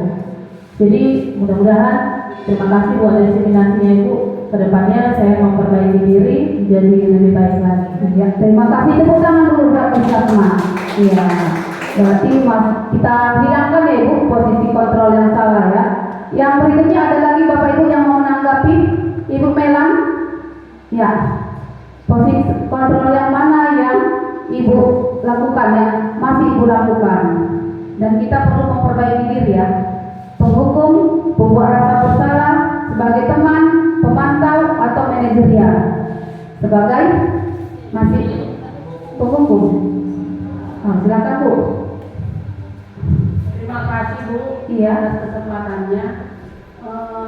Kalau macam sepertinya ya Bu ya, memang kalau saya itu sudah berbagai kontrol saya. Oh iya, tepuk tangan dulu Ibu Melan. Ya, sudah berbagai kontrol ya, tepuk tangan ya. Ya, berarti sudah nggak bisa tipe ini yang berikutnya, dan diharapkan ke tipe kontrol manajerial ya Bu. Berarti sudah dilaksanakan. Oke, tepuk tangan buat Ibu Melan. Ya,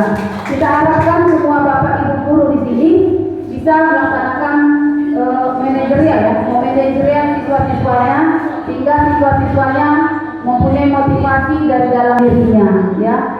Yang berikutnya Bapak Ibu, sebelum mengikuti pembelajaran ini, memang saya masih terapkan posisi sebagai penghukum dan teman, ya. Walaupun masih sulit ya Bapak Ibu. Ya, sebelum saya mempelajari modul ini, ternyata salah posisi sebagai penghukum. Saya menghukum. Kadang kalau ada siswa terlambat, jalan jongkok kamu nak. Kadang kalau ada siswa yang terlambat tidak mengerjakan tugas, silakan ACC kamu nak, duduk di ACC. Ternyata salah. Kita harus melakukan langkah-langkah segitiga restitusi tadi. Apa penyebabnya dia malas belajar? Apa penyebabnya dia terlambat? Kita harus menstabilkan identitas, memvalidasi keadaan.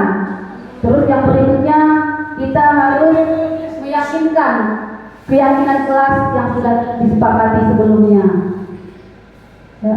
Berikutnya Bapak Ibu, ya, ada yang saya kasih ya, saya kasih kesempatan kepada Bapak Ibu sebelum saya akhiri diseminasi saya. Jadi di sini peran kita, ya, peran kita Bapak Ibu sebagai guru. Bapak Ibu sebagai guru di SMK Negeri 1 Lumbun ini, ya, sudah siapkah kita menerapkan budaya positif tadi? Seorang guru yang baik harus memiliki kemampuan dalam mewujudkan budaya positif.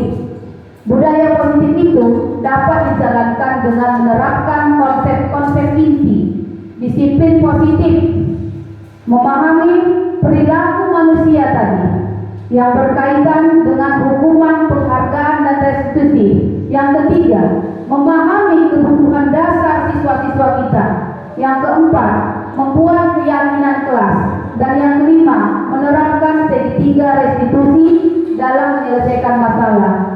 Sudah siapkah Bapak Ibu untuk menjalankan peran kita di sekolah kita ini Bapak Ibu?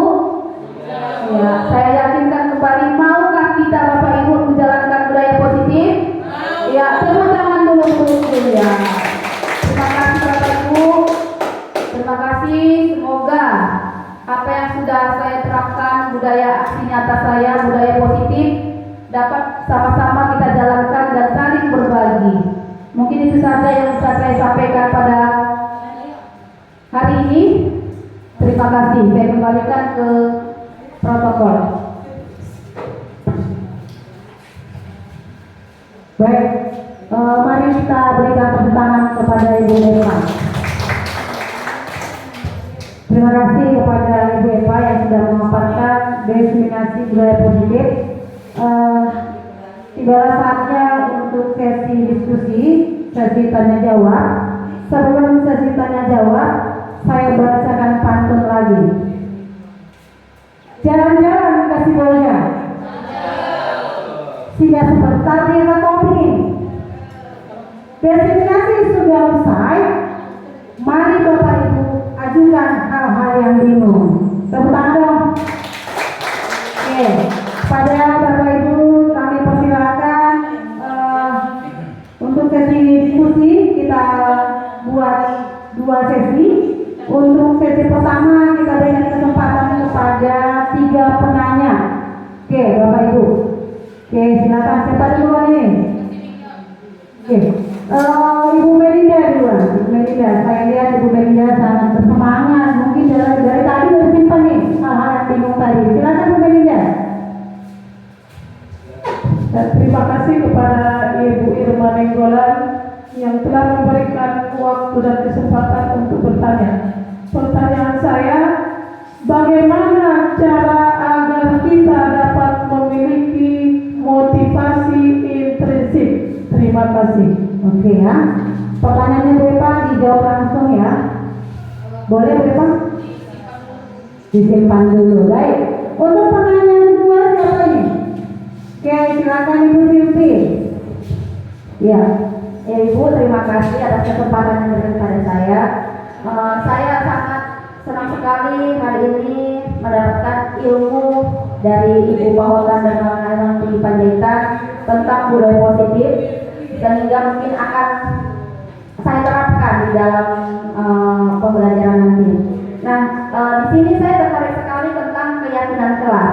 Yang ingin saya tanyakan, Ibu, bagaimana cara yang kita lakukan agar murid itu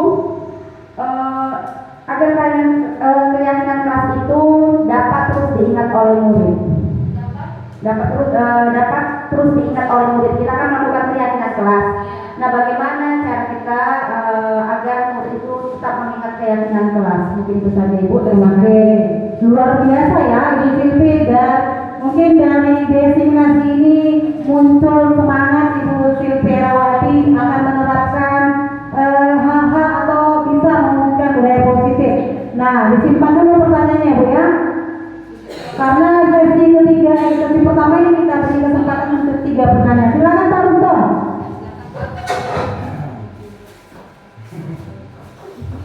Oke, terima kasih buat Ibu Cantik sudah memberikan kesempatan untuk pertanyaan buat saya. Pertanyaan yang pertama, mengapa ketika guru diposisikan sebagai manajer, seorang guru tidak diperbolehkan untuk memberi hukuman? Bisa dijelaskan lebih dalam. Tolong dijelaskan. Oke, terima kasih kepada Bapak Ibu penanya. Itu hal-hal yang mereka bingungkan Ibu Eva. Ibu Eva, kami berikan kesempatan untuk memberikan pemahaman mereka agar nantinya mereka dapat, Bapak Ibu dapat menerapkan budaya positif di sekolah tercinta ini. Silakan Ibu Eva. Terima kasih. Tepuk tangan dulu buat kita semua ya.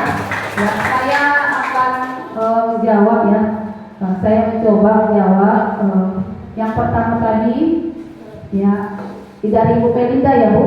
Bagaimana cara agar dapat memiliki motivasi intrinsik dari dalam diri sendiri, menumbuhkan motivasi intrinsik ya dari siswa-siswa tadi. Yang pertama sekali yang saya lakukan Bapak Ibu, saya itu harus menanamkan dalam diri saya dulu, dari diri saya dulu ya. Saya akan menjadi orang yang seperti apa buat siswa-siswa saya. Jadi ketika saya mengatakan kamu harus disiplin, saya tidak disiplin, berarti itu aja tidak disiplin. Tapi ketika kita sudah menerapkan dari dalam diri sendiri dan sudah punya integritas, maka ketika kita menyampaikan kepada anak didik kita, mereka akan lihat, oh benar ya, sehingga mereka akan timbul motivasi dari dalam dirinya sendiri. Berarti yang pertama sekali Bu, itu berawal dari guru, berawal dari diri kita. Baru kita tanamkan keyakinan kelas lagi, kita ingatkan anak kita. Terima kasih. Mungkin itu saja yang bisa saya sampaikan. Sudah bisa diterima Ibu? Ya. Yang kedua dari Ibu Silvi. Ya. Bagaimana? Tadi kan sudah membuat keyakinan kelas ya Bapak Ibu. Bagaimana cara kita agar anak dapat mengingat terus keyakinan kelas? Ya. Jadi guru itu harus tidak punya rasa bosan. Jangan pernah bosan Bapak Ibu ya.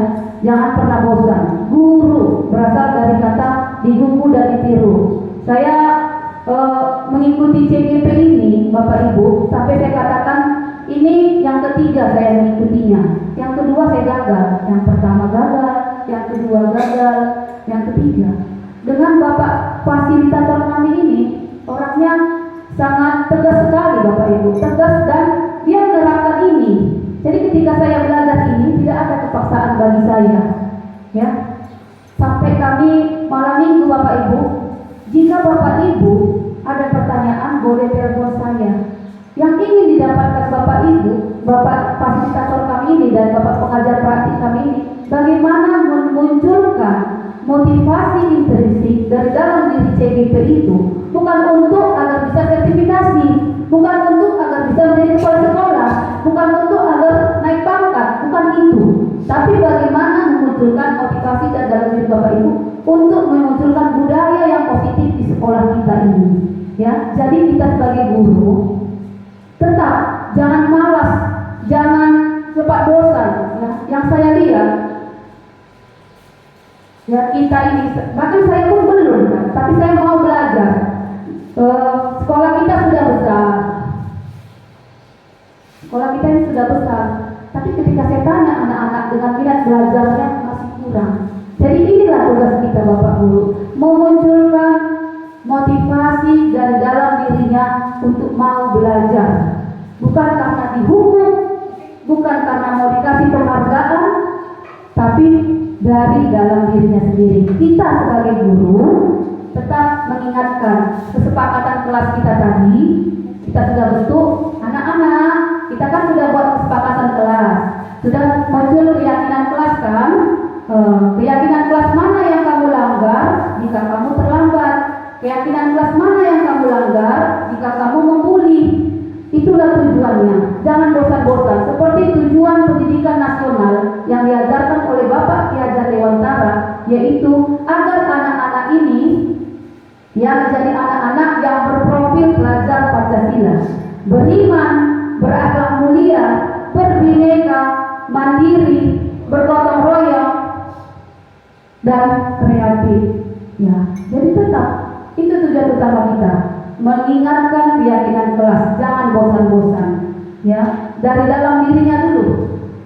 Ya, saya lihat ya, ketika kita sudah punya budaya menyambut anak-anak di depan, salam-salam, masih ada juga anak-anak kita ini tidak tahu itu budaya positif.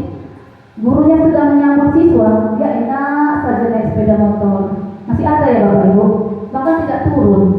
Nah, jadi kita ajarkan. Kan kita senang ya Bapak Ibu. Contoh, kadang saya senang itu kalau ke sekolah Matauli Bapak Ibu. Saya bukan gurunya, tapi ketika saya datang di pintu gerbang itu lewat siswa, menghormat. Nah, bisa nggak kita seperti itu?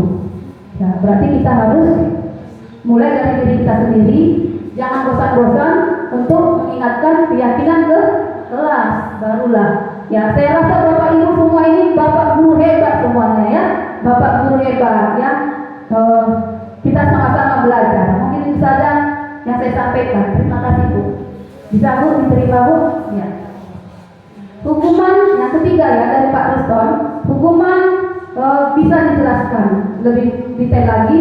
Hukuman itu merupakan posisi kontrol yang salah. Saya juga tadi saya mengatakan saya sebagai guru masih, ya, saya tidak menutup kemungkinan masih. Ya, tapi Pak, menurut Ki Hajar Dewantara itu tidak baik. Semua kita harus belajar. Jangan pernah puas ya Pak. Ya, itu tidak baik. Terkadang kita mau bawa emosi, menghukum. Tapi kita di sini belajar untuk menjadi posisi kontrol sebagai manajerial. Agar anak-anak itu mempunyai motivasi dari dalam dirinya sendiri. Itu tujuannya. Belajar itu, kalau dulu kita percaya dengan pepatah mengatakan anak-anak itu seperti kertas kosong, itu dulu yang kita pahami kan. Ternyata sekarang salah Bapak Ibu. Anak-anak itu tidak seperti kertas kosong lagi.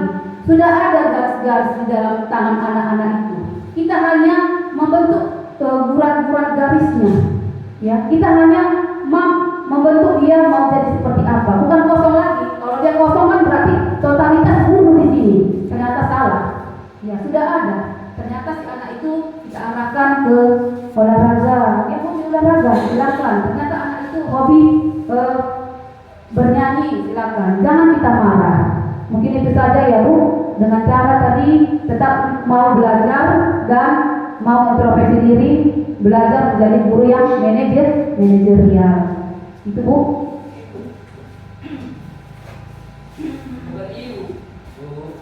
Oh ya Pak, oke. Tepuk tangan dulu buat Pak Ruston. Saya rasa Pak Ruston ini guru hebat ini. Setiap pagi pemimpin apel pagi, saya selalu loh. Paling cepat datang, saya belum bisa seperti Bapak ini. Tepuk tangan dulu buat Pak Ruston. Iya, Pak. Baik, luar biasa ya jawaban-jawaban yang diberikan kepada kita. Ya, saya juga pernah punya pengalaman Bu Eva. Ibu SMA 1 Matauli ya. Kalau saya punya pengalaman Bapak Ibu, saya pernah pergi ke sekolah Delmi yang ada di Lagu Berti. Ketika kami berkunjung di sana, bukan berkunjung, pada saat Olimpiade yang saya ikut Olimpiade sana, saya bingung ini anak-anak ini. Mungkin budaya positifnya sudah tinggi, ya.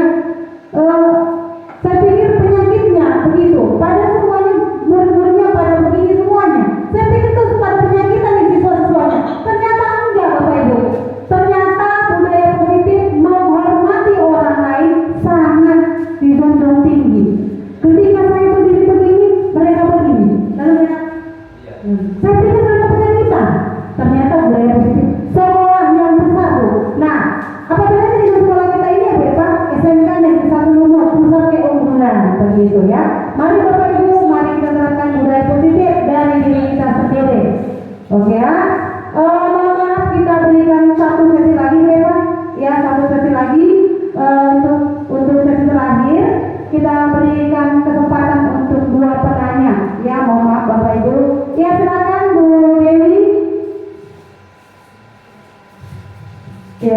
kasih untuk Ibu Irma. Yang menjadi pertanyaan saya, bagaimana cara agar kita dapat mengetahui kebutuhan dalam suatu murid? Terima kasih. Oke, terima kasih. Bagaimana cara kita mengetahui satu kebutuhan murid, Pak? Disimpan dulu pertanyaannya. Pertanyaan yang kedua, pertanyaan yang terakhir. Iya, silakan Bu Edo. Baik, di sini saya akan bertanya. Di sebuah kelas saya menemui siswa. Ini termasuk sebuah kebutuhan dasar. Dia setiap pagi, bahkan setiap hari hampir terlambat.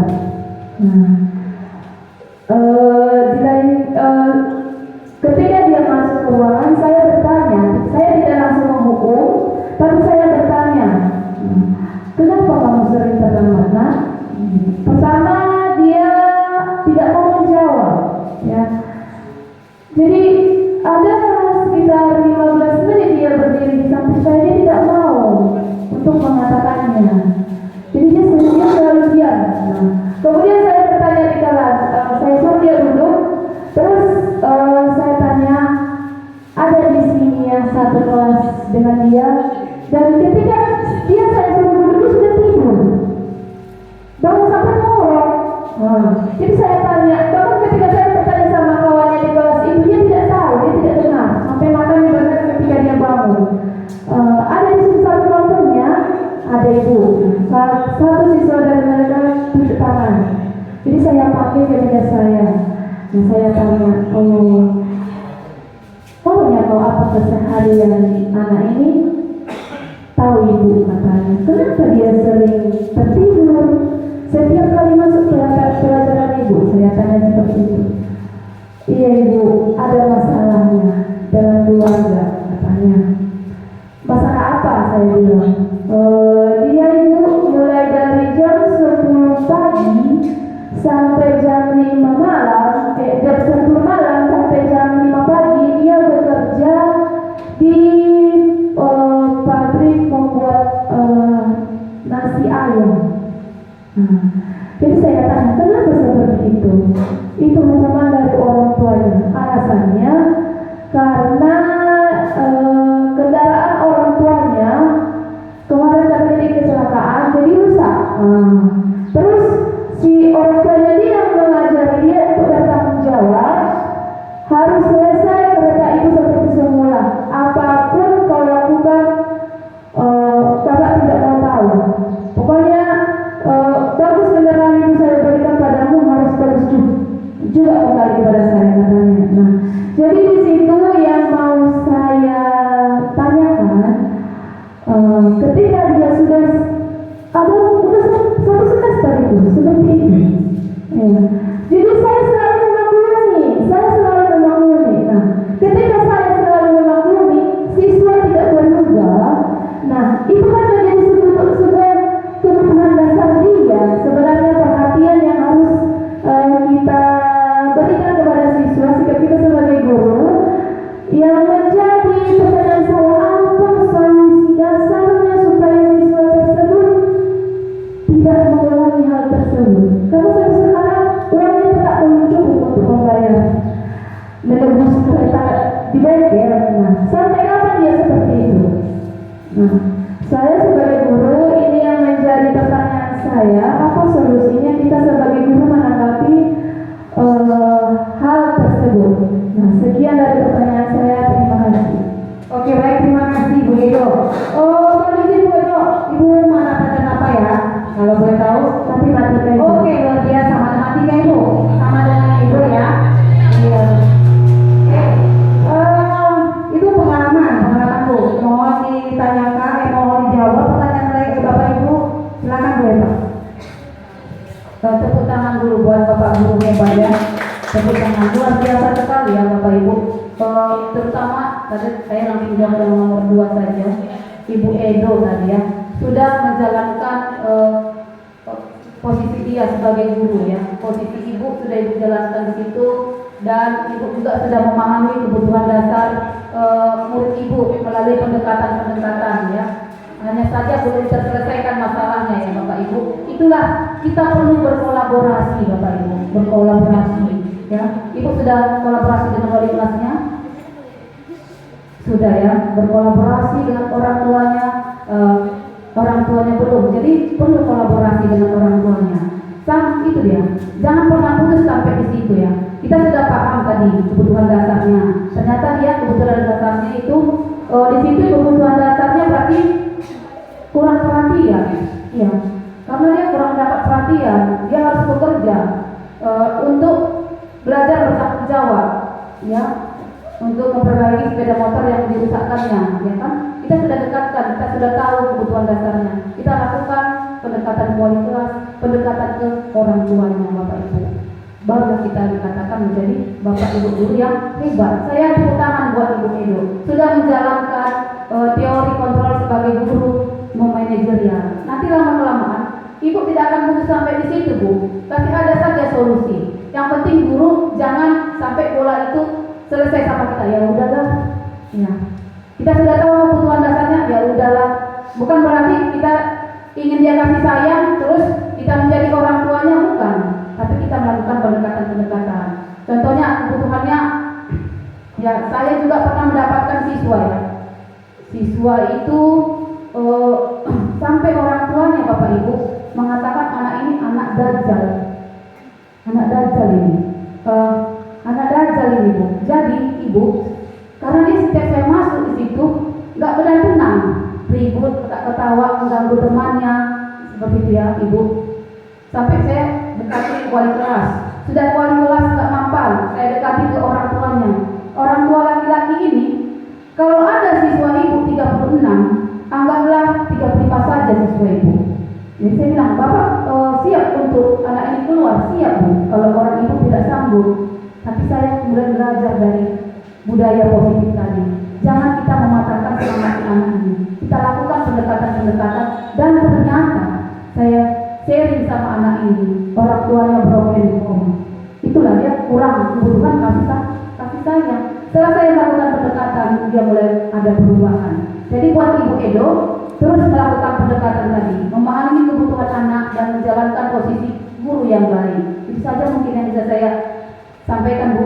Atau ada tambahan lagi dari Bapak Ibu guru hebat? Ibu BK lah dulu. Ada Bu BK? Pas. Hah? Tergantung siswanya ya, tergantung siswanya. Iya. Silakan Bu.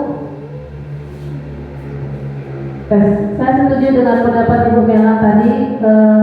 Itu tergantung daripada siswanya ya Bu ya.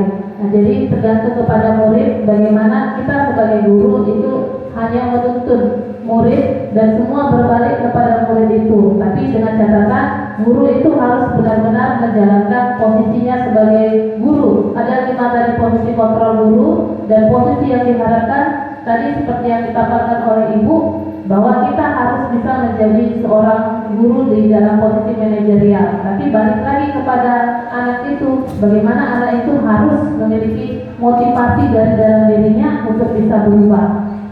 Semoga ya kita semua yang berada di sini bisa memiliki posisi kontrol seperti itu. Dan terima kasih untuk pencerahan Ibu. Terima kasih. Oke, tepuk tangan dulu buat Mitra Asma dan Bu Edo. Ya. Berikutnya yang terakhir ya Ibu, bagaimana cara kita dapat melihat kebutuhan dasar manusia? Yang kebutuhan dasar manusia tadi kita sudah pahami ada 5 ya Bapak Ibu. Kebutuhan bertahan hidup, kebutuhan kasih sayang, kebutuhan penguasaan, kebutuhan kebebasan, dan kebutuhan kesenangan. Cara kita mengetahui anak ini kebutuhan dasarnya apa? Yaitu tetap dengan cara melakukan pendekatan, dengan cara memotivasi intrinsik. Bisa Ibu? Bisa ya Ibu Dewina? Ya, tetap melakukan pendekatan, mengingatkan kembali. Oke, itu saja mungkin yang saya sampaikan. Terima kasih. Baik ya, terima kasih untuk Bu Eva. Karena acara sudah selesai, mari kita ambil kesimpulan dari pemaparan Bu Eva dan mari kita simpulkan yang pertama. Semoga peserta didik kita memiliki karakter dan nilai yang beriman, berakhlak mulia, berbineka, bergotong royong, mandiri, dan berskala kritis serta kreatif. Yang kedua, semoga kita guru-guru hebat dapat menjadi guru yang ideal, yakni pada posisi manajer.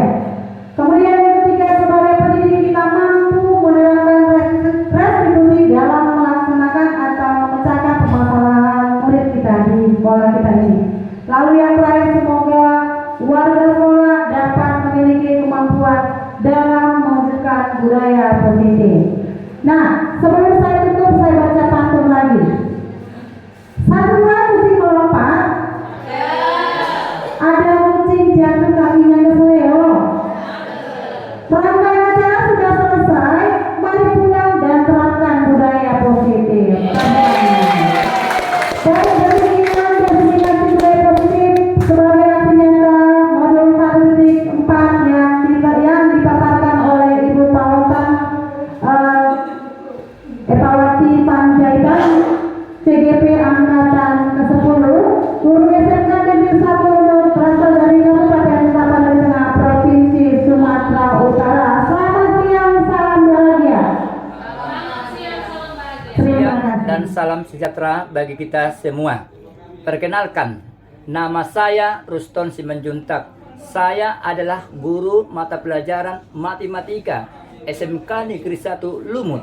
Sebelum mengikuti diseminasi budaya positif yang dipaparkan oleh Ibu Pahotan Darmelina Epawanti Panjaitan, saya menganggap hukuman dapat mendisiplinkan murid. Namun setelah mengikuti diseminasi ini, ternyata memberikan hukuman dapat melukai fisik siswa dan psikis murid. Menghukum juga merupakan identitas gagal. Kedepannya saya harus menjadi guru yang tidak suka menghukum ataupun memberikan penghargaan. Saya harus menjadi guru yang hebat, yang memiliki posisi diri sebagai manajer, agar saya buktikan murid-murid yang saya ajari menjadi murid yang berkarakter. Terima kasih. Perkenalkan, nama saya Silvi Herawati, mengajar di SMK Negeri 1 Lumut. Saya mengajar mapel produktif di manajemen perkantoran.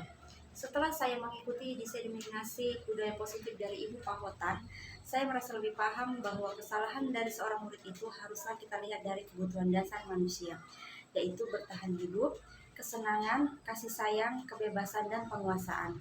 Maka berdasarkan dari kebutuhan itu, kita sebagai pendidik akan mengerti tentang fungsi kontrol seorang guru, sehingga kita bisa menjadi fungsi manajer untuk siswa kita, sehingga budaya positif dapat tercapai di satuan pendidikan. Terima kasih. Selamat siang dan salam sejahtera bagi kita semua. Perkenalkan, nama saya Lasma Dewi Anita Panjaitan. Saya akan mencoba merefleksikan apa yang saya dapatkan dalam diseminasi budaya positif yang dipaparkan oleh Ibu Pahotan Darmalina Evawanti Panjaitan. Saya merasa sebagai seorang guru, ketika menemukan murid yang melanggar peraturan, seorang guru itu sebaiknya tidak langsung menghukum murid tersebut dan tidak memberikan hukuman sampai kapanpun, karena hukuman itu merupakan identitas yang gagal. Tapi apa yang harus dilakukan seorang guru? Guru itu sebaiknya melakukan pendekatan dengan menggunakan segitiga restitusi. Yang pertama yang dilakukan yaitu guru harus menstabilkan identitas murid, kemudian memvalidasi tindakan murid yang salah, dan kemudian yang ketiga menanyakan keyakinan. Jadi tindakan-tindakan dari segitiga restitusi ini seperti yang kami dapatkan dari diseminasi yang dipaparkan oleh Ibu Pahotan, itu dapat membentuk murid memiliki karakter profil pelajar Pancasila. Terima kasih.